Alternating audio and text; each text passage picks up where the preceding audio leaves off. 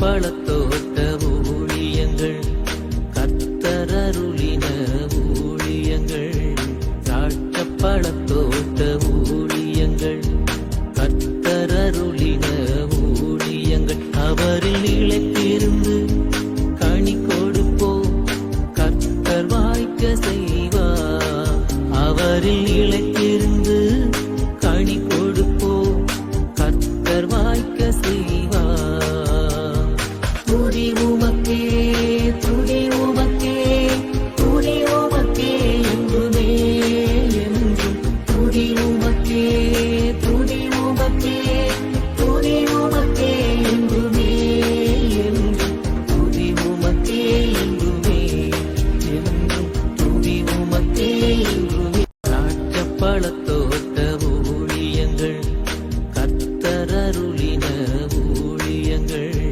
திராட்சை பழத்தோட்ட ஊழியங்கள் கர்த்தரருளின ஊழியங்கள் அவரில் நிலைத்திருந்து கனி கொடுப்போம் கர்த்தர் வாய்க்க செய்வார் அவரில் நிலைத்திருந்து கனி கொடுப்போம் கர்த்தர் வாய்க்க செய்வார் துதி உமக்கே துதி உமக்கே துதி உமக்கே என்றுமே என்றும் துதி உமக்கே துதி உமக்கே துதி உமக்கே என்றுமே என்றும் துதி உமக்கே என்றுமே என்றும் துதி உமக்கே என்றுமே திராட்சை பழத்தோட்ட ஊழியங்கள் கர்த்தரருளின ஊழியங்கள் திராட்சை பழத்தோட்ட ஊழியங்கள் கர்த்தரருளின ஊழியங்கள் அவரில் நிலைத்திருந்து கனி கொடுப்போம் கர்த்தர் வாய்க்க சிறியவனை பொழுதிலிருந்தும் எளியவனை குப்பையிலிருந்தும் எடுத்து உயர்த்தி ராஜாக்களோடும் பிரபுக்களோடும் பந்திருக்க செய்கிற அருமை ஆண்டவர் இயேசு கிறிஸ்துவின் இனிதான நாமத்தினாலே இந்த சத்தத்தை கேட்கின்ற அனைத்து தேவனுடைய பிள்ளைகளுக்கும் என்னுடைய அன்பான வாழ்த்தல்கள். நீங்கள் கோடா கோடியை பெருகுவீர்களாக, உங்களுடைய பிள்ளைகள் கோடா கோடியை பெருகுவார்களாக என்று வாழ்த்துகின்றேன், ஆசீர்வதிக்கின்றேன். நானே வழி, நானே சத்தியம், நானே ஜீவன் என்று திருவுளம் பற்றின ஆண்டவர் இயேசு கிறிஸ்து இன்றைக்கும் கூட நம்முடைய வாழ்க்கைக்கு தேவையான எல்லா வழிகளையும், நமக்கு தேவையான ஜீவனையும், நம்முடைய பிள்ளைகளுக்கு தேவையான ஜீவனையும், நம் வாழ்க்கையில் காணப்படுகிற எல்லா காரியங்களும் தன் சத்தியத்தையும் கொடுப்பதற்கு ஒரு போதுமானவராக இருக்கின்றார். ஆண்டுடைய வார்த்தைகளில் ஒரு வார்த்தைகள் கூட பொய்யான வார்த்தைகள் கிடையாது. No cheating with him. எல்லாவற்றையும் ஒரு உண்மையும் சத்தியமாக அறிவிக்கிற தேவன். எனவே இந்த ஆண்டவரை நாம் பற்றி கொள்ளுவோம், அவரை நோக்கி பார்ப்போம், அப்பொழுது நாம் பிழைப்போம். இந்த நாட்களிலே உங்களுக்கு தெரியும், 31ஆம் தேதி அக்டோபர் மாதம் 31ஆம் தேதி இத்தோடு கூட இந்த மாதம் நிறைவு பெறுகின்றது. இந்த ஒரு மாதத்தை அவருடைய கிருபையினாலே நாம் கடந்து செல்லவும், நமக்கு வைக்கப்பட்ட அத்தனை தேர்வுகளில் நாம் வெற்றி பெறவும், நாம் பாதுகாக்கப்படவும் ஆண்டவர் நமக்கு உதவி செய்திருக்கிறார். அவருக்கு மகிமை உண்டாகட்டும். இந்த நாளை கர்த்தர் சித்தமானால் நீங்கள் ஜெபத்திலும் சோத்திரத்திலும் கழிக்க வேண்டும் என்று உங்களை அன்போடு நான் அழைக்கின்றேன். முக்கியமாக இரவு 11 மணி ஆனவுடனே ஆண்டவருக்கு நன்றி செலுத்துங்க. இந்த மாதத்தை திருப்பி பார்த்து நன்றி செலுத்துங்க. 12ஆம் மணி வேளை வருகிற பொழுது சோத்திரம் சோத்திரம் நன்றி நன்றி என்று அவருடைய கரத்தை பிடித்து கொண்டே இந்த மாதத்திற்குள்ளே பிரவேசியுங்கள். நம்முடைய பலத்தினாலே நாம் பிரவேசிக்க என்ன வேண்டாம், ஆண்டுடைய கரத்தை பற்றி கொள்வோம். அப்பொழுது ஆண்டவர் அந்த மாதத்திற்குள்ளே பிரவேசிக்க நமக்கு உதவி செய்வார். உங்களுக்கு தெரியும், இந்த சனிக்கிழமை முதல்ல 1ஆம் தேதி நாகர்கோவில் ஒய்எம்சே ஹாலில் வைத்து நம்முடைய விடுதலை நாள் கூட்டம் நடைபெறுகிறது. கூட்டத்தின் இறுதியில் அடியார் உங்களுக்காக தனித்தனியாக ஜெபிப்பேன், அனைவருக்கும் சிறப்பான விருந்து வழங்கப்படும் என்பதையும் நான் தெரிவித்துக் கொள்ள ஆசைப்படுகிறேன். எனவே தேவனுடைய பிள்ளைகளாகிய நீங்கள் நாகர்கோவில் சுற்று வட்டாரத்திலிருந்து திரளாக வந்து பங்கு பெற்று ஆசீர்வதிக்கப்படுங்கள். நமது ஊழியத்தின் சார்பாக கிறிஸ்மஸ் காலங்களிலே 1000 பெண்களுக்கு சேலைகளையும் 500 ஆண்களுக்கு நாம் black colour pants white colour shirts அளிப்பது வழக்கம். பண்டிகை காலங்களில் தருத்திரரை நினைத்து கொள்ளுங்கள் என்று வார்த்தை சொல்லுகிறது. எனவே நீங்கள் விரும்பினால் உங்கள் குடும்பத்தின் சார்பாக எத்தனை சேலைகளையும் எத்தனை பேண்ட் ஷர்ட்டையும் வாங்கி கொடுக்க விரும்பினால் தாராளமாக வாங்கி கொடுக்கலாம். நீங்கள் கிராமத்து பகுதிகளை சார்ந்தவர்களாக இருந்து ஆட்டுக்கடாக்களை குட்டிகளை வளர்க்கிறவர்களாக இருப்பீர்கள் என்றால், தினந்தோறும் நம்முடைய நிகழ்ச்சிகளை பார்க்கிறவர்களாக இருப்பீர்கள் என்றால், நீங்கள் தாராளமாக ஆட்டுக்கடாக்களை பரிசாக அளிக்கலாம். அது கிறிஸ்மஸ் விருந்துக்கு பயன்படுத்தப்படும். நமது ஊழியத்தின் சார்பாக கட்டப்பட்டு நடத்தப்பட்டு வருகிற இந்த அடைக்கலான் குருவி எனப்பட்ட இந்த ஆவிக்குரிய முதியோர் எல்லாம் அநேகருக்கு ஆசீர்வாதமாக இருந்து வருகிறது. தினந்தோறும் நல்ல நல்ல ஊழியக்காரர்களும் குருவானவர்களும் அங்கே வந்து அங்கே இருப்பவர்களை ஜெபத்தில் நடத்துகிறார்கள், ஆறுதல் சொல்லுகின்றார்கள், தட்டி கொடுக்கின்றார்கள். எனவே நீங்கள் இந்த ஆவிக்குரிய முதியோர் இல்லத்தை அநேகருக்கு அறிமுகப்படுத்த வேண்டும், அநேக திரளாக வந்து இங்கே தங்க வேண்டும் என்று உங்களை அன்போடு கூட நான் அழைக்கின்றேன். 3 வேளையும் மிக சிறப்பான உணவும் கூட அவர்களுக்கு நாம் பரிமாறி வருகிறோம். பல நல்ல காரியங்களை செய்வதற்காக நாம் ஆசைப்படுகின்றோம். பிரியத்துக்குரியவர்களே, நமது ஊழியத்தில் உள்ள குடும்பங்கள், அநேக குடும்பங்கள் நல்ல காரியங்கள் நடப்பதற்காக காத்திருக்கின்றன. ஒரு சில குடும்பங்களிலே திருமணம் நடந்து கொஞ்ச காலத்திலே சில பிரச்சனைகளாலே பிரிவினை வந்தது. இப்பொழுது அவர்கள் சட்டப்பூர்வமாய் பிரிந்திருக்கிறார்கள். அவர்களுக்கு நல்ல காரியங்களை கர்த்தர் செய்ய வேண்டும் என்பதற்காக உங்களுக்கு நான் அவர்களை அறிமுகப்படுத்த விரும்புகிறேன். 3 குடும்பங்கள் நம்ம மத்தியிலே உண்டு. முதலாவது குடும்பம் நாகர்கோவில், கன்னியாகுமரி மாவட்டம். அங்கே 3 தலைமுறையாக கர்த்தரை தேடுகிற பிள்ளைகள். அம்மா, மகா, பேத்தி. அந்த அம்மாவும் மகளும் என்கிட்ட ரொம்ப பாசமாக இருப்பாங்க. மாந்தோரோட வீடுகளுக்கு நான் செல்லுவேன். செல்லும் பொழுதெல்லாம் மிகவும் அன்பாய் விபசரித்து நல்ல சாப்பாடுலாம் தருவாங்க. அவருடைய பேத்திக்கு இப்பொழுது 27 வயதாகிறது. BArc முடித்து அவங்க 40,000 சம்பளத்தில் வேலை பார்க்குறாங்க. அவர்களை போல் படித்த, வேலை பார்க்குற, ஜெபிக்கிற மணமகன் தேவை. 2வது குடும்பம் அதே கன்னியாகுமரி மாவட்டம். அந்த தம்பிக்கு இப்பொழுது 37 வயதாகிறது. நல்லா படிச்சிருக்காங்க. அவங்க அம்மா அக்காலாம் நம்ம ஊழியத்தில் ஏறக்குறைய 15 வருஷத்துக்கு மேலே வராங்க. அப்படின்னா பாருங்களேன், அவங்க எவ்வளவு தீவிரமாக ஆண்டவரை தேடுறவர்னு சொல்லிட்டு. சென்ற வாரத்தில் கூட அவருடைய வீட்டுக்கு நான் சென்றிருந்தேன். அவருடைய அக்கா ஒரு கம்பெனி வச்சுருக்காங்க. அதில் 60 பேருக்கு மேலே வேலை பார்க்குறாங்க. அதில் இவர் மேனேஜராக இருக்கிறார். அந்த குடும்பத்துக்கு ஏற்ற, ஜெபிக்கிற, நல்ல விட்டு கொடுக்குற ஒரு மணமகள் தேவை. 3வதாக திருச்சியில் இருக்காங்க. நல்ல சிட்டியில் நல்ல எண்ணெய் கடை வச்சுருக்காங்க, பெரிய எண்ணெய் கடை. அவருடைய மகனுக்கு இப்பொழுது 30 வயதாகிறது. நல்லா படிச்சிருக்காங்க. அப்பா கூட சேர்ந்து அந்த எண்ணெய் பிஸ்னஸ்ஸு, ஹோல்சேல்ஸ் பிஸ்னஸை பார்க்குறாங்க. அவருடைய குடும்பத்துக்கு ஏற்ற, நல்ல குடும்பத்தை கவனிக்கிற, ஜெபிக்கிற ஒரு மணமகள், குணசாலியான மணமகள் தேவை. விரும்பியவர்கள் என்னை தொடர்பு கொள்ளலாம்.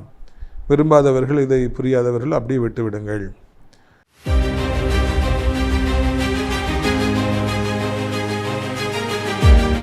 பிரியத்துக்குரியவர்கள், சங்கீதம் 23:4, நான் மரண இருளின் பள்ளத்தாக்கில் நடந்தாலும் பொல்லாப்புக்கு பயப்படேன். சங்கீதக்காரனாகிய தாவீது கர்த்தருக்கு மிகவும் பிரியமான ஒரு தேவனுடைய பிள்ளை. அவர் ஏராளமான நல்ல நல்ல வார்த்தைகளை எழுதியிருக்கிறார். அதில் மிகவும் முக்கியமான ஒரு வார்த்தை இந்த வார்த்தை. பிரியத்துக்குரியவர்கள், எந்த நிலைமையிலும் நீங்கள் பயப்படக்கூடாது என்பதற்காகத்தான் இப்படிப்பட்ட ஒரு அருமையான வார்த்தையை அவர் எழுதியிருக்கிறார். மரணமே வந்தாலும் சரி, இல்லாவிட்டால் நீங்கள் எத்தனையோ வருடமாய் கட்டி காத்த எல்லா சொத்துக்களும் உங்களை விட்டு போனாலும் சரி, உங்கள் வேலை உங்களை விட்டு போனாலும் சரி, இத்தனை வருடமாய் ஆசையாய் வளர்த்த உங்கள் பிள்ளை உங்களை விட்டு போனாலும் சரி, கணவன் உங்களை விட்டு போனாலும் சரி, மனைவி உங்களை விட்டு போனாலும் சரி, எவ்வளவு பெரிய ஒரு காரிருள் உங்களை சூழ்ந்தாலும், இனி ஒன்றுமே இல்லை, இந்த வியாதி, கேன்சர் வந்து விட்டது, முற்றிவிட்டது, இனி பிழைப்பதற்கு வாய்ப்பே இல்லை என்று எத்தனையோ பேர் சொன்னாலும் சரி, ஒன்றை மாத்திரம் மறவாதிருங்கள், நீங்கள் பயப்படக்கூடாது. ஏனென்றால் இந்த நேரத்திலும் உங்களுக்கு உதவி செய்வதற்கு சர்வ வல்லமை படைத்த ஆண்டவர் காத்திருக்கின்றார். உலகத்து மக்களுக்கு என்ன வேண்டுமென்றால் நடக்கட்டும், உங்களுக்கு, கர்த்தருடைய பிள்ளையாகி உங்களுக்கு ஒரு சேதாரம் வராது. இந்த பள்ளத்தாக்கில் சீக்கிரமாக ஆண்டவர் வெளியே எடுப்பார். நீங்கள் இழந்து போன எல்லாவற்றையும் 100 மடங்கு உங்களுக்கு தந்து உங்களை சந்தோஷப்படுத்துவார்.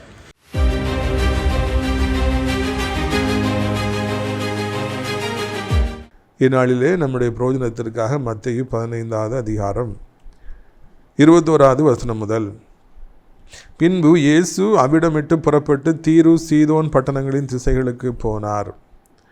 அப்பொழுது அது கூட பிறகு நம்ம பார்க்கலாம். முதல்ல இந்த வசனத்தை வாசித்த பொழுது நான் ஆச்சரியப்பட்டேன். ஏனென்றால் இயேசு கிறிஸ்து அவர் எப்பொழுதும் கேலிலி எனப்பட்ட அந்த இடங்களுக்கு ஊழியத்துக்கு போனார், பெத்தானியாவுக்கு ஊழியத்துக்கு போனார், கெனசரேத்துக்கு போனார், எருசலேமுக்கு போனார் என்றெல்லாம் பல இஸ்ரவேலுடைய பட்டணங்களை, சிட்டிஸில் நம்ம பார்க்குறோம். He was very busy in doing ministry in Israelite cities. First timely we see here is moving to Tyre and சைடன்.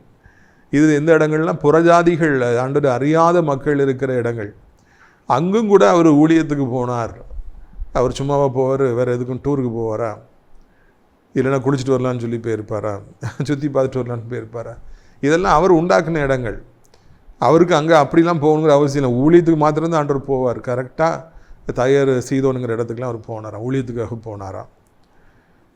இன்றைக்கி ஊழியங்களை குறித்து குறை சொல்வதற்காக நான் வரல. அது என்னுடைய வேலையும் அல்ல, அதை பிடிக்கவும் செய்யாது. ஒரு ஊரில் ஒரு 100 மீன் இருக்குன்னு வைங்களேன். இன்றைக்கி 10 சபைகள் வந்து அந்த 100 மீன்களையுமே தூண்டியல் போட்டு பிடிக்கணும்னு சொல்லி நினைக்கிறாங்க. 100 மக்கள் தான் இருக்காங்க, 10 சபைகள் இருக்குன்னா பிரித்து வச்சு பார்த்தா கூட 10 பேர் தான் வர முடியும். அதுக்கு மேலே வர்றதுக்கு வாய்ப்பு இல்லை. அவங்க சபைக்கு போகிறீங்களா, நீங்கள் எங்கள் சபைக்கு வாங்க. அந்த பாஸ்டர்கிட்ட போகிறீங்களா, நீங்கள் எங்கள் பாஸ்டர்கிட்ட வந்து பாருங்கள். ஏற்கனவே இப்படியாக ஊழியத்துக்கு போயிட்டு இருக்க சபைக்கு போகிற மக்களை பிடிக்கிறதுக்கு தான் இன்றைக்கி நிறைய பேர் விரும்புகிறாங்க. அது மிகவும் தவறானது என்பதை இந்த முதல் பகுதியில் ஆண்டவர் நமக்கு காண்பிக்கின்றார். இல்லைன்னா அப்படி நம்ம வெறும் ஆவிக்குரிய கண்ணோட்டத்தில் பார்க்குறது மாதிரி இல்லாமல் உலகத்திலே பாருங்களேன், எத்தனையோ பேர் இன்றைக்கி வந்து செல்ஃபோன் கடை வைக்கிறாங்க. ஒரு தெருவுக்கு 5 செல்ஃபோன் கடை இருக்குது, தெருவுக்கு 5 ஹோட்டல் இருக்குது, இல்லைனா இப்போ காஃபி கடை எல்லோரும் வைக்கிறாங்க. காரணம் என்ன? அதில் லாபம் வருது. அதை பார்த்து நாமும் அந்த கடையை வைப்போம், அவங்களுக்கெல்லாம் லாபம் வருது, நாமும் அந்த கடையை வைப்போம். இதுதான் இஸ்ரவேலுக்குள்ளேயே சுற்றி வருவதை போல இருக்கிறது. எல்லோரும் போகிற பாதையிலே நாம் போக வேண்டாம். எல்லாரும் செய்கிற பிஸ்னஸையே நாம் செய்ய வேண்டாம். எல்லாரும் செய்கிற ஊழியங்களையே நம்ம செய்ய வேண்டாம். நம்ம வித்தியாசமாக செய்வோம். அங்கே தயர் சீதோன் போன்ற இடங்கள்லாம் இருக்குது. யாரும் செய்யாத பிஸ்னஸ்லாம் நிறைய இருக்குது. இதுவரைக்கும் எந்த நபர்களும் கண்டுபிடிக்காத கண்டுபிடிப்புகள் எல்லாம் நிறைய இருக்கிறது. நமது பலத்தை, நமது மூளையை ஆக்கப்பூர்வமாக எவ்வளவோ நல்ல வழிகளிலே, நல்ல நேரங்களிலே நாம் செயல்படுத்தலாம். 24 மணி நேரத்தை ஏசப்பா கொடுத்துருக்குறாங்க. நீங்கள் விரும்பினா அதை அழகாக பயன்படுத்தலாம். இந்த மாதிரியாக ஏற்கனவே சக்ஸஸாக இருக்கிறவங்க, ஏற்கனவே வெற்றி பெற்றுட்ருக்கவங்ககிட்டே போய் நின்றுட்டு என்னையும் சேர்த்துக்கிடுங்கன்னு சொல்கிறதோ, இல்லை நானும் அதே மாதிரி தான் போவேன் நடம் பிடிக்கிறதோ வேண்டாம். நான் ஆசிரியத்தில் நிறைய ஊழியங்களில் நான் பார்த்துருக்குறேன், வளர்ந்துருக்கிறேன். எல்லோரும் ஒரே போலவே பேட்டர்ன்லேயே ஊழியங்களை செய்கிறாங்க, கூட்டங்களை நடத்துகிறாங்க. எனக்கு அப்படி அதே பேட்டர்ன்லேயே ஊழியம் செய்யணும், அதே மக்களே டார்கெட் பண்ணணுங்கிற ஒரு தரிசனத்தை எசப்பா கொடுக்கல. இனி வெளியே கொண்டு வந்தாங்க, வெளியூர்களுக்கு நீ போக வச்சாங்க. யாரும் செஞ்சிடாத ஊழியங்களை செய்ய வச்சாங்க. பேய் விரட்டுறவங்களும் யாரும் செய்ய மாட்டாங்க, அதை செய்யுமாங்கன்னு சொல்லி சொன்னாங்க. தினகரன் ஐயா பேர் சொல்லி மகளே யார் இந்த அப்படின்னு சொல்லி அழைச்சாங்க.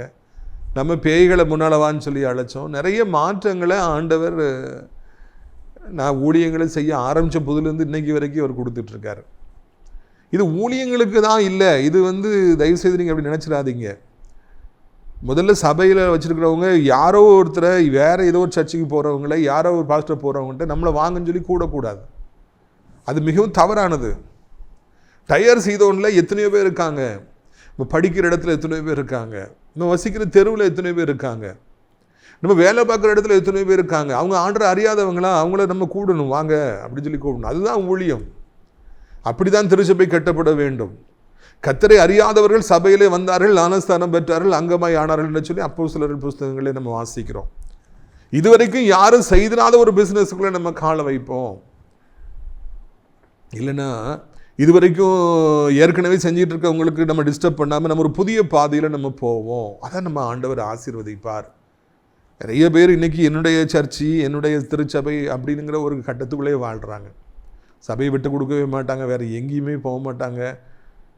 இந்த திருச்சபை தான், இங்கே தான் ஊழியம், இதுதான் என் வாழ்க்கை, அதுக்குள்ளேயே வாழ்கிறாங்க. இல்லை, ஆண்டவர் அப்படி வாழவில்லை. தீரு சீதோனுங்கிற தேசங்களுக்கு, நாடுகளுக்கு, புதிய நாடுகளுக்கு போகிறார். அங்கே போய் ஊழியம் செய்ய போனாராம். ஊழியம் என்பது திருச்சபையில் தான் இருக்கிறது. நம்ம கூட்ட நடத்துகிற இடத்துல தான் இருக்குன்னு தயவுசெய்து ஆலயத்தில் தான் இருக்குன்னு நினைக்க வேண்டாம். எல்லா இடங்களிலும் ஊழியங்களை செய்யக்கூடிய சூழ்நிலைகள் இருக்கிறது. எல்லா இடங்களிலும் பிஸ்னஸ் பண்ணக்கூடிய சூழ்நிலை இருக்குது. முந்தி வெறும் கடையை போட்டால் தான், ஜாமான்லாம் அடுக்கி வச்சாதான் பிஸ்னஸ் இருந்தது. அமேசான் பாருங்கள், கடையை வச்சுருக்காங்க. உலகத்திலே அதிக பணக்காரங்க அவங்க தான். அவங்க ஃபுல்லாக ஆன்லைன்லேயே பிஸ்னஸ் பண்ணுறாங்க. ஊபர் ஒரு சின்ன பில்டிங் கூட அவங்களுக்கு கிடையாது. ஆனால் அவங்க தான் எல்லாருக்கும் வந்து வண்டி அனுப்பி விடுறாங்க. ஸோ ஆன்லைன்லேயே எவ்வளோ பிஸ்னஸ் பண்ணலாம். எல்லாம் புதுசாக நம்ம செய்யணும்.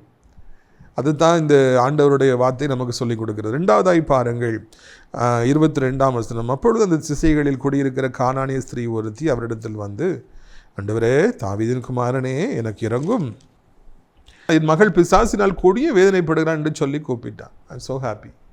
உள்ளே போகிறாரு, ஊழிய ஆரம்பிச்சிருது. காலடி எடுத்து வச்ச உடனே எனக்கு மகளுக்கு உடம்பு சரியில்லை, பேயினால ரொம்ப கஷ்டப்படுற அவளுக்கு சோங்க தாங்க.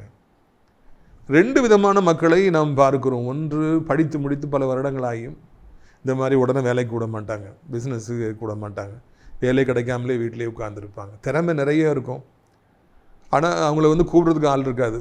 லாயர்ஸை பார்த்துக்கலாம், ஃபிசியோதெரபிஸ்ட்டை நம்ம பார்க்கலாம், நிறைய டேலண்ட் இருக்கும், ஆனால் யாரும் கேஸ் கொடுக்க மாட்டாங்க, யாரும் வான்னு சொல்ல மாட்டாங்க. அப்போ உங்கள் வாழ்க்கையை வெறுத்து போயிடும். இன்னும் ஒரு சிலர் கடைகளை ஆரம்பித்து வச்சுருப்பாங்க, அந்த கஸ்டமர்ஸே வரமாட்டாங்க, நாள் முழுக்க கடையில் சும்மா ஓட்டிகிட்டே இருப்பாங்க, இல்லைன்னா கன்னத்தில் கை வச்சுட்டு உட்காந்துருப்பாங்க, ஒருத்தரும் வரவே மாட்டாங்க. அது it's a very sad thing, it's horrible thing. நம்ம ஒரு பிஸ்னஸ் ஆரம்பித்து யாருமே வரலைன்னா அதை விட வேதனை கிடையாது. ஊழியத்தை ஆரம்பித்து கூட்டம் நடத்துகிறேன்னு சொல்லிட்டு 5 பேர் வந்து உட்காந்துருக்காங்க, இல்லைன்னா ஆளே வரலைன்னா அதை விட வேதனை எதுவுமே கிடையாது. உங்கள்கிட்ட எவ்வளோ திறமைகள் இருக்கலாம், நீங்கள் எவ்வளோ படிச்சிருக்கலாம், எவ்வளோ பண்பாளராக இருக்கலாம், உண்மையாக இருக்கலாம், உத்தமமாக இருக்கலாம், ஆனால் உங்களை தேடி யாருமே வரலன்னு வைங்களேன், அதை விட ஒரு பரிதாபத்துக்குரிய காரியம் எதுவுமே இல்லை என்பதை மறந்து விடாதிருங்கள். ஆண்டவரை என்ன இப்படி ஒரு காலம் வச்சிடாதீங்க. நீங்கள் ஜெபிக்க வேண்டியது அதுதான். நான் படித்து முடிச்சிருக்கேன், எனக்கு வேலை கிடைக்காம போயிடவே கூடாது, கடை வச்சுருக்கிறேன், கஸ்டமர்ஸ் வராமல் போயிடவே கூடாது. ஆண்டவரே, நான் கிளினிக் ஸ்டார்ட் பண்ணியிருக்கிறேன், மக்கள் வராமல் போயிடக்கூடாது. நான் டாக்டராக இருக்கிறேன், என்கிட்ட பேஷண்ட்ஸ் வராமல் போயிடக்கூடாது. ஆண்டவரே, நான் பேங்கராக இருக்கிறேன், மக்கள் என்கிட்ட பணத்துக்கு வராமல் போயிடக்கூடாது. நான் பாஸ்டராக இருக்கிறேன், மக்கள் ஜெபிக்கிறதுக்கு வராமல் போயிடக்கூடாது. சர்ச்சை ஆரம்பிச்சிருக்கிறேன், நிறைய பேர் சர்ச்சைக்கு வரணும். இதுதான் நம்முடைய ஜெபமாக இருக்கணும். உங்கள்கிட்ட எவ்வளோ திறமை இருந்தால் என்னங்க, நீங்கள் எவ்வளோ நல்லவராக இருந்தால் என்ன, வல்லவராக இருந்தால் என்ன, மக்கள் வரலைன்னா ஒன்றுமே கிடையாது. அது சர்ச்சாக இருக்கட்டும், இல்லை பிஸ்னஸாக இருக்கட்டும், ஃபேமிலியாக இருக்கட்டும், ஃப்ரெண்ட்ஸ் சர்க்கிளாக இருக்கட்டும், பாலிட்டிக்ஸாக இருக்கணும். இன்றைக்கி நிறைய தொண்டர்கள் யாருக்கு வராங்களோ அவங்களுக்கு தான் டிமாண்டாக இருக்குது, எங்கள் கூட்டணிக்கு வாங்க, இல்லை நீங்கள் எங்கள் கூட்டணிக்கு தான் வரணும், இல்லை நான் யார் கூட்டணிக்கும் நாங்கள் வரல, நாங்கள் தான் முதலாக இருப்போம் அப்படின்னு அவங்க சொல்ல. காரணம்னா மக்கள் நிறைய பேர் வராங்க, மக்கள் நிறைய பேர் வந்தாலே வெற்றி தான். இப்போ கடைக்கு நீங்கள் ஒரு 10,000 ஜாமான் வாங்கி வச்சாலும் அதை வாங்குறதுக்கு ஃபுல்லாக ஆள் வந்துருச்சுன்னா அடுத்த நாள் நீங்கள் 15,000 ஜாமானை வாங்கி வைக்கலாம். அதையும் ஃபுல்லாக வாங்கிட்டு போயிட்டாங்கன்னா அடுத்த நாள் 25,000 வாங்கி வைக்கலாம். ஒரு மாதத்துக்குள்ளே 10,000 ஆரம்பிச்சு நீங்கள் 2 லட்சம் 25 லட்சத்துக்கு போயிடுவீங்க. ஆனால் ஆளே வரவே இல்லைன்னு வைங்க, எப்படி வாடகை கொடுப்பீங்க, எப்படி இஎம்ஐ கட்டுவீங்க, எப்படி சம்பளம் கொடுப்பீங்க, எப்படி எலக்ட்ரிக் பில் கட்டுவீங்க, கடை மூட வேண்டியதானே. The success of the story, the success of a business, the secret formula of every success of every man of God, more number of people are coming. இந்த சினிமா நடிகர் வந்து நடித்தா இவர் படத்தில் நிறைய மக்கள் வராங்க, அது அவருக்கு வெற்றியாக கருதப்படுகிறது. இந்த அரசியல் தலைவருக்கு நிறைய கூட்டம் வருது, அதுதான் வெற்றி. இயேசு கிறிஸ்து காலடி எடுத்து வைத்த உடனே நிறைய பேர் அங்கே தான் நம்மளாம் உடனே ஓடி வந்து எங்களுக்கு நீங்கள் ஹெல்ப் பண்ணுங்கள், ஊழியத்து. இதுதான் அவருடைய வெற்றிக்கு காரணம் என்று நினைக்கின்றேன். கர்த்தர் நம்மளையும் அப்படியே ஆசீர்வதிப்பாராக, நம்மை தேடியும் நிறைய பேர் வரும்படியான ஒரு சூழ்நிலையை உருவாக்குவாராக என்று சொல்லி நான் வாழ்த்துக்கிறேன். அவர் சொன்ன உடனே அதில் 2வது பாயிண்ட் பிஏ பாருங்கள். என் மகள் கொடிய பிசாசினாலே அவதிப்படுகிறாள். வியாதி கிடையாது, பேயினால் அவதிப்படுறாள். இது கேட்கவே வியர்டாக இருக்குது, ஸ்ட்ரேஞ்சாக இருக்குது. ஆனால் கஷ்டமான ஒரு பணி, அதுதான் ஏசப்பா விட்டு தேடி வருது. எப்பொழுதுமே கஷ்டமான வேலைகளும் கஷ்டமான பிஸ்னஸும் கஷ்டமான டாஸ்க் தான் நம்மளுக்கு தேடி வரும். அது கண்டு பயப்பட வேண்டாம். ஆண்டவர் அதையெல்லாம் சரி செய்வதற்கு தேவையான பலனை உங்களுக்கு தருவார். நம்ம ஊழியத்தை ஆரம்பித்த புதுசில் நம்மகிட்ட வந்து ஜெபிக்க வந்தவங்க எல்லாருமே உலகத்திலே மோசமான பிசாசு பிடிச்சவங்க தான் நம்மகிட்ட வந்தாங்க. என்னடா யாரை பார்த்தாலும் பிசாசு பிடிச்சவங்களாம் வராங்க. அப்போ தான் நான் புரிஞ்சுக்கிட்டேன், அந்த பிசாசுலாம் துரத்துனா தான் ஊழியமே செய்ய முடியும். மக்கள் தொடர்ந்து வருவாங்க. அதனால் கஷ்டமாக இருக்குன்னு சொல்லக்கூடாது. வேலை கஷ்டமாக இருக்குது, எனக்கு ஒரே கஷ்டம், எனக்கு வேலையில் ஒரே ப்ரெஷர் அப்படிலாம் சொல்லாதீங்க. கஷ்டமானது தான் உங்களுக்கு தருவாங்க, அப்போ தான் நீங்கள் நல்லா செய்ய முடியும். 23 அவளுக்கு பிரதித்தியமாக அவர் ஒன்றும் ஒரு வார்த்தையும் சொல்லவில்லை. இப்பொழுது சீசர்கள் வந்து இவள் நம்மை பின்தொடர்ந்து கூப்பிடுகிறாளே, இவளை அனுப்பிவிடும் என்று அவரை வேண்டிக் கொண்டார்கள். இப்போது அவர் ஒன்றுமே சொல்ல மாட்டேங்கார், சைலண்ட்டாக இருக்கார். அவர் வந்து அவளுக்கு டெஸ்ட் வைக்கிறார் ஏசப்பா. உடனே கொடுக்க கூடாதுன்னு சொல்லி டெஸ்ட் வைக்கிறார். அதனால் சைலண்ட்டாக இருக்கார். இப்போ without summon the disciples are present. அவங்கள அனுப்பிடுங்க, சத்தம் போட்டே கிடக்காவா, நமக்கு இடைஞ்சலாக இருக்குல்ல. So without summon why they are coming. இந்த சீசர்களுக்கு இங்கே என்ன வேலை, அவங்க ஏன் உள்ளே வராங்க? இவன் வந்து ஆண்டவர்கிட்ட கேட்குறா, ஆண்டவர் பதில் சொல்லணும். கொஞ்சம் நேரம் அமைதியாவில் பார்த்துட்டு இருக்காரு, ஒன்றும் பதில் சொல்லலை, அவ்வளோதான். இதில் மூணாவது தேர்ட் பார்ட்டி சீசர்கள் வந்து உள்ளே வந்துடுறாங்க. Yesterday, today and tomorrow, always there will be people present in your life without any summon.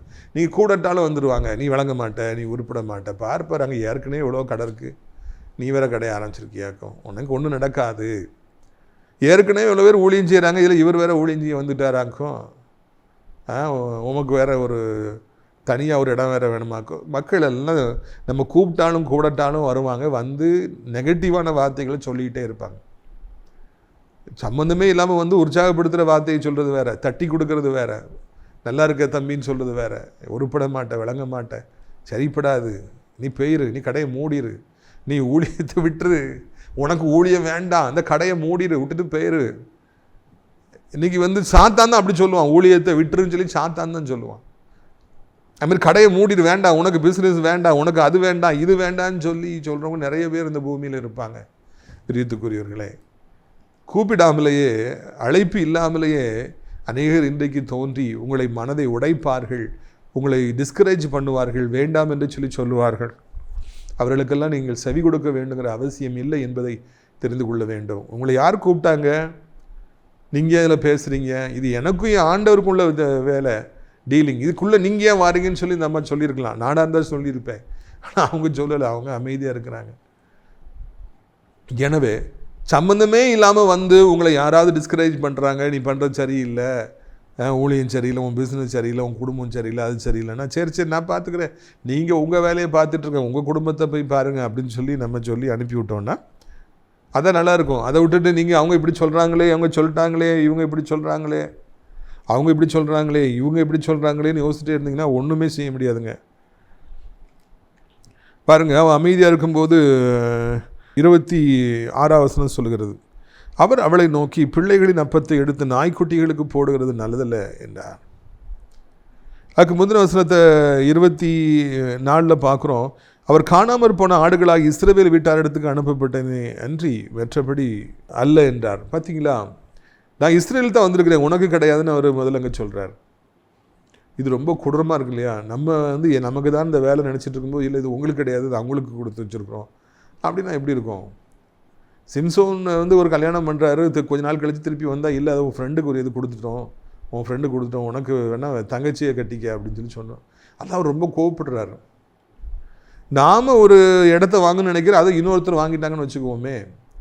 நாம் ஒரு வேலைக்கு போகணுன்னு நினைக்கிறோம், அந்த வேலையில் இன்னொருத்தரை போட்டாங்கன்னு வைங்களேன். நீங்கள் 10 வருஷமாக வேலை பார்க்குறீங்க, நேற்று வந்தவங்களை கொண்டு போட்டாங்கன்னு வைங்களேன், எப்படி இருக்கும்? அப்போ வந்து நமக்கு வேதனையாக இருக்கும். ஏசப்பா சொல்கிறாங்க, நான் இஸ்ரவேல் தான் வந்தேன், உனக்கு வரலப்பா அப்படிங்கிறாங்க. நாம் ஆசைப்படுறது இன்னொருவருக்கு கொடுக்கப்படுகிறது என்றால் அது மிகப்பெரிய சோதனையாக இருக்கும், கண்ணியாக இருக்கும். இதை இப்படி சொல்லி ஆண்டவர் அவளை சோதிக்கின்றார். 2வது இவர் சொல்கிறாரு, பிள்ளைகள் சாப்பிட்ற அப்பத்தை எடுத்து என் நாய்க்கு போடணும்ப்பா, உனக்கு தரமாட்டேன் அப்படின்னு சொல்லி விசுவாச பரீட்சையை அவளுக்கு வைப்பதை 2 பரீட்சைகளை அவர் அங்கே அந்த பெண்ணிற்கு வைப்பதை பார்க்கிறோம். நீங்கள் ரொம்ப காலமாக ஆசைப்பட்ட வேலையை ட்ரை பண்ணதை நீங்கள் யாரோ ஒருத்தருக்கு போயிட்டா, அதனால் மன உளைச்சலாக இருக்கீங்களா? இந்த இடத்த வாங்கணும் எத்தனையோ வருஷம் முயற்சி எடுத்துகிட்டு இருக்கும்போது சம்மந்தமே இல்லாத ஒரு ஆள் வாங்கி போட்டாங்களா? அதனால் மன உளைச்சலில் நீங்கள் இருக்கீங்களா? வாலிபனை, வாலிப மகளை, நீ யாரையோ ஒருத்தர் திருமணம் பண்ண நினைக்கும் போது அந்த நபரை வேறு யாரோ ஒருவருக்கு திருமணம் செய்து கொடுத்து விட்டார்களா? இது நல்ல கர்த்தர் பேசுகிறவராக இருக்கிறார். நிறைய பேர் இதே மாதிரி அவங்க ஆசைப்பட்டது வேற ஒருத்தருக்கு போனதுனால நிறைய பேர் மன உளைச்சலில் இருக்கிறாங்க, மன உடைஞ்சி போகிறாங்க, நடைப்பிணங்களாக மாறி போகிறாங்க. நான் இவ்வளோ வருஷமாக ஆசைப்பட்டேன், இப்போ எனக்கு இல்லை வேற யாருக்கோ போயிடுச்சு அப்படின்னா அதை அவங்களால தாங்க முடியல, நடைப்பிணமாக டெட் பாடியாக மாறிடுறாங்க. அப்படி ஒப்புக்கு சப்பையாக அவர்கள் வாழ்கிறாங்க. எனக்கு அப்படிப்பட்டவங்களும் நிறைய பேரை தெரியும். அவங்க ரொம்ப வருஷமாக பிளான் பண்ணாங்க, குறி வச்சாங்க, நடக்காமலே போயிடுச்சு, வேற யாருக்கோ போயிடுச்சு. அதனால் அவங்க வந்து ரொம்பவும் மன உடைஞ்சி போன நிலைமையில் இருக்காங்க. அவங்களால வெளியே வர முடியல. They are not able to come out of that shock. நான் ஆசைப்பட்டது இல்லையா, நான் விரும்பினது இல்லையா, நான் குறி வச்சு யாரோ ஒருத்தருக்கு போயிட்டேன். சில நேரங்களில் நம்ம ஆசைப்படுறது வேற யாருக்கும் போன மாதிரி இருக்கும். இல்லைன்னா நம்ம ஆசைப்பட காரியங்கள் வந்து இன்னொருத்தருக்கு போனது மாதிரி இருக்கும்போது அது நம்மளை பாதிக்கிறதுக்கு நம்ம அனுமதிக்கக்கூடாது. இந்த ஸ்திரீ அதை பாதிப்பதற்கு அனுமதிக்கவில்லை. அதுதான் நம்மளுடைய வாழ்க்கையில் தெரிந்து கொள்ளணும். நம்ம ஒன்று நினைக்க ரொம்ப ஆசைப்படுறோம், கிடைக்கல, வேற எங்கேயோ யாருக்கோ போயிட்டு, ஓகே பரவாயில்ல, இப்போ அடுத்தாப்புல இதோட பெஸ்ட் ஆண்டர் வச்சுருப்பேன். இந்த மாதிரியான ஒரு ப்ராடு மைண்ட் செட் வந்து நமக்கு ஒரு மைண்ட் செட் வந்து நமக்கு தேவை. இது இருந்தால் தான் நம்ம வாழ்க்கையில் வெற்றி பெற முடியும், இல்லை என்றால் வெற்றி பெறவே முடியாது. உனக்கல்ல, நான் இஸ்ரவேலுக்காக வந்தேன்னு சொன்ன உடனே அவளுக்கு எவ்வளோ வேதனையாக இருந்திருக்கும் அந்த லேடிக்கு.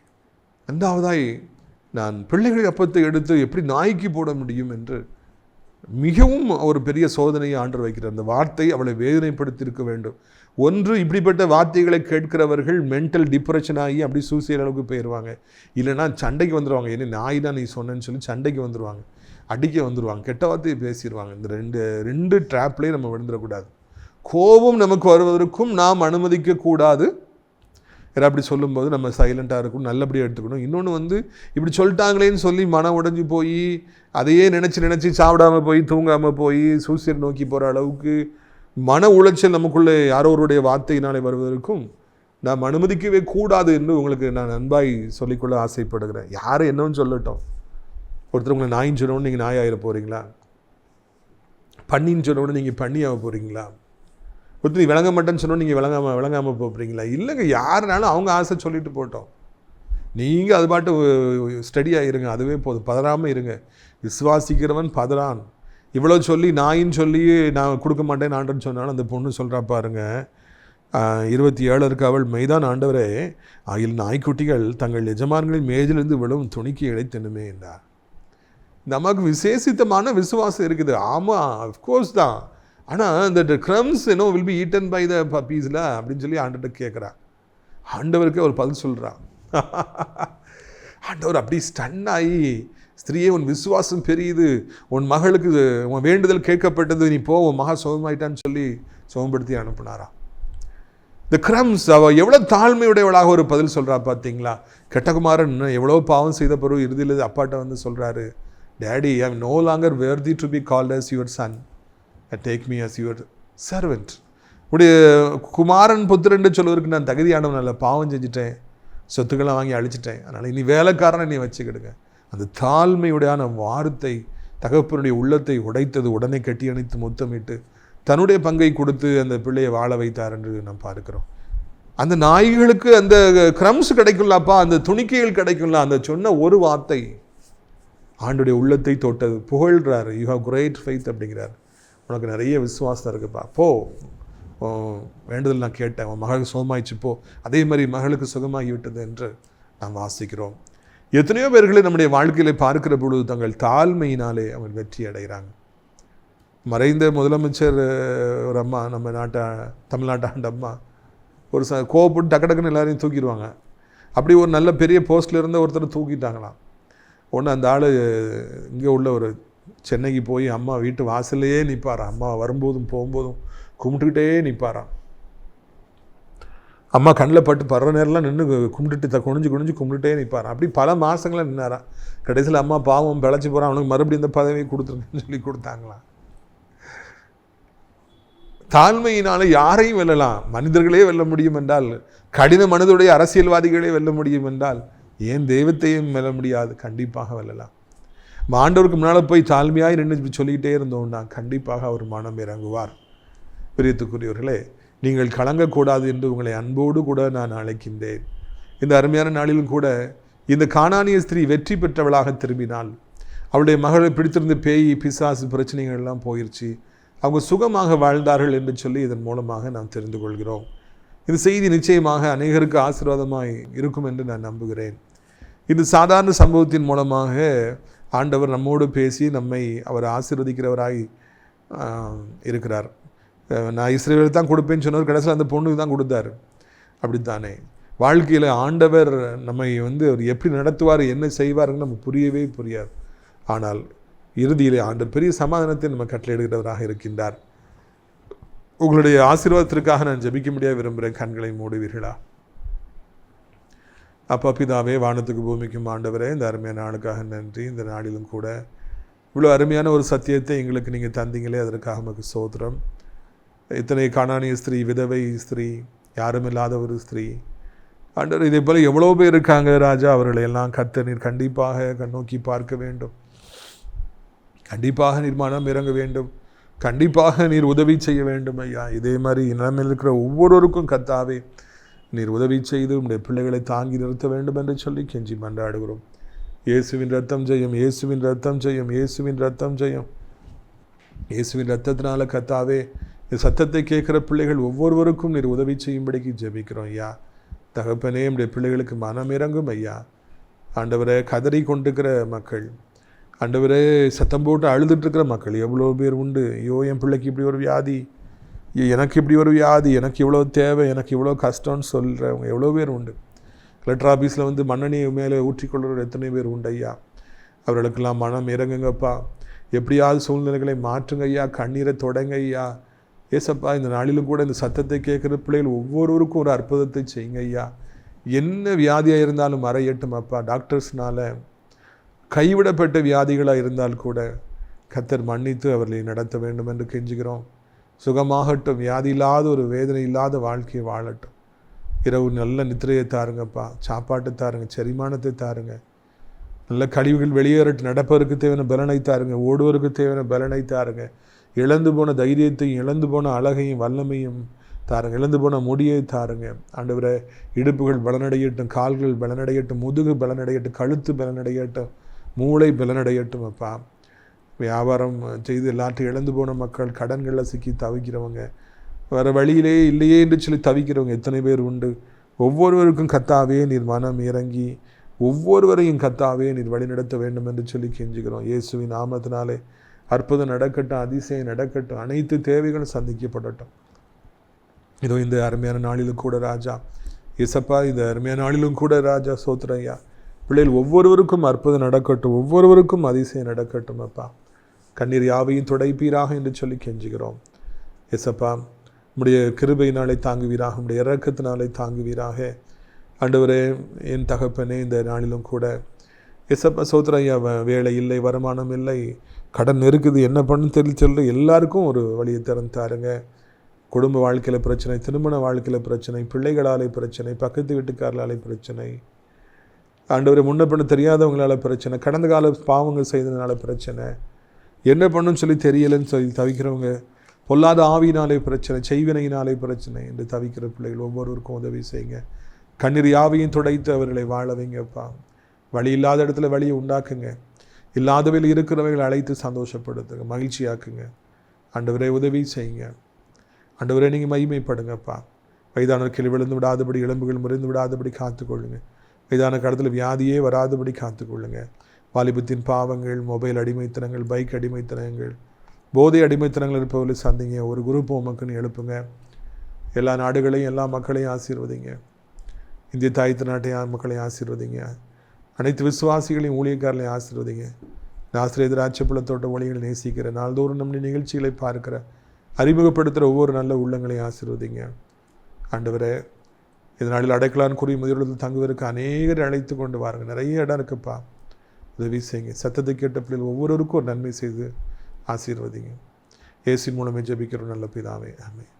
என் ஆத்துமாவை கர்த்தரை சோத்திரி, என் முழு உள்ளமையோட பரிசுத்த நாமத்தை சோத்திரி. என் ஆத்துமாவை கர்த்தரை சோத்திரி, அவர் செய்த சகல உபகாரங்களையும் ஒரு பொழுது மறவாதே, ஆமென். உடைய கர்த்தராகிய இயேசு கிறிஸ்துவின் கிருபையும் இதாக தேவனுடைய அன்பு பரிசுத்தாடி அந்யோன்யம் பிரசன்னம் உங்கள் அனைவரோட இன்றைக்கு சதா காலங்கள் நிலைத்திருப்பதா. அல்லேலூயா, அல்லேலூயா, ஆமென்.